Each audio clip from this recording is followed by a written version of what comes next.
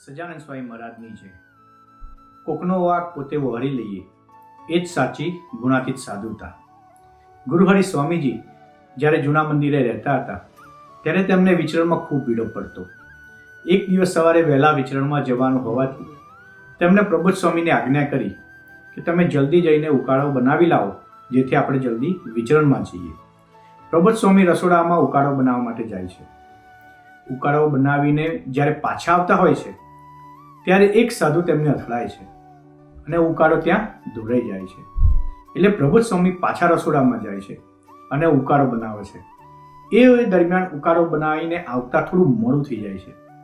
એટલે ગુરુહરિ સ્વામીજી ગુસ્સો ગ્રહણ કરે છે અને એમને વાત કરે છે કે કેમ મોડું થઈ ગયું.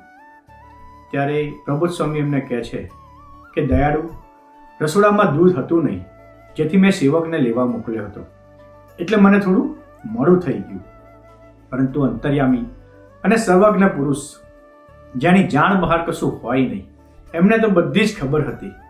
પરંતુ છતાં પણ પ્રબોધ સ્વામીએ કોકનો વાક પોતે વહોરી લીધો જેથી કરીને સ્વામીજીએ ખૂબ રાજીપાનું દર્શન કરાવ્યું અને પ્રબોધ સ્વામીને ભેટી પડે છે. એ જ સાચી ગુણાતીત સાધુતા સજાનંદ સ્વામી મહારાજની